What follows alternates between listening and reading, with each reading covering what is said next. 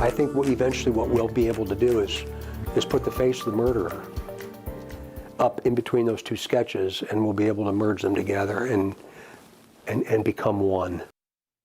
And that is what so many people are hoping to see tomorrow when state police update us on the Delphi murders investigation. After 5 long years, we are just about 10 hours away now from a news conference sharing new details on what happened to Abby Williams and Libby German. We are expecting police to announce what charges 50-year-old Richard Allen faces after his arrest on Friday.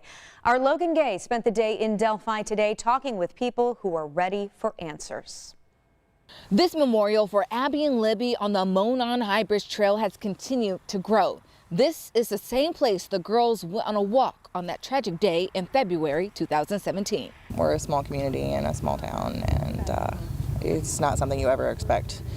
So it was terrifying. For 5 long years, people living in Delphi have been waiting for answers to who killed Abby Williams and Libby German. I think that there's kind of been a cloud over the community, a strong search for answers. You know, the families never gave up. It hit close to home for many families. When your daughter asks to go for a walk, it makes you think twice. It's kind of scary. But the recent arrest of 50-year-old Richard Allen has given them hope the mystery will soon come to an end. I really hope that this is the right answer and that we can finally get some closure and peace from it, and for the families that have fought so strong for this answer. I was just ecstatic. I was happy that they had made an arrest, and I hope they have.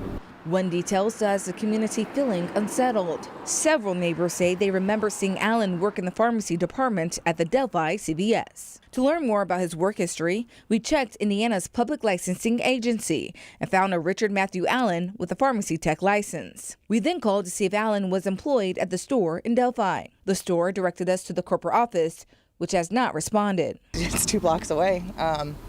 You know, we go there all the time. I take my kids in there. It's scary that it could be that close. Community members are cautiously optimistic about Monday's press conference. And they say if there's a guilty verdict one day, this crime has still changed their town forever. A sense of relief, but I don't think it's something that we'll ever forget. I think that we'll always have that awareness. I could have just bring closure and everything else, but they'll still live on with us.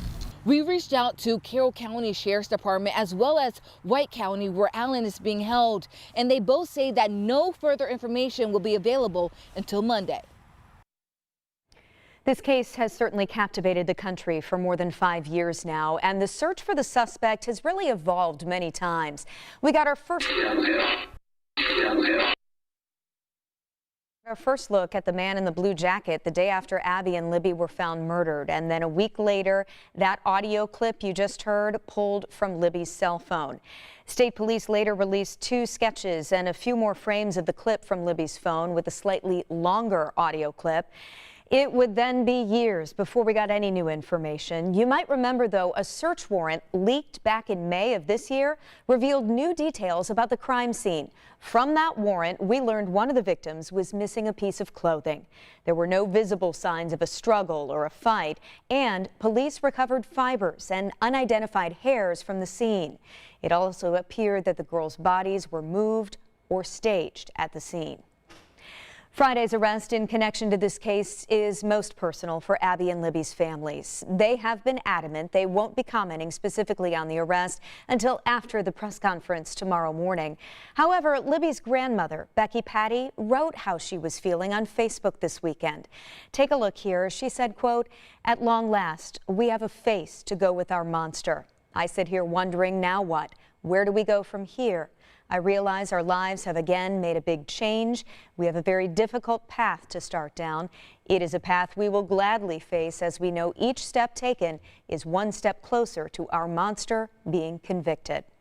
Her granddaughter, Kelsey, tweeted about 4 hours ago as well, promoting the press conference tomorrow. And she also thanked everyone who's given her some space, allowed her to process quietly for a couple of days. We last spoke with Kelsey and with Abby's mother back in February.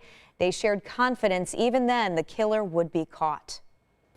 I mean, some days it's really hard, but yeah, we still keep positive that today could be the day and tomorrow could be the day and any day.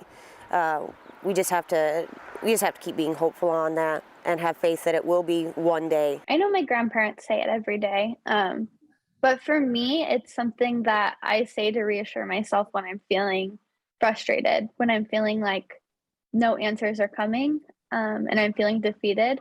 I say that. I say, today is the day, it's coming, it'll get here.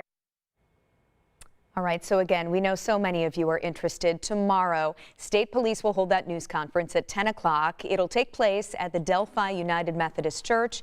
We will be there to get answers to as many questions as we can, and you can watch it live right here on Channel 13. You can also stream it on our app.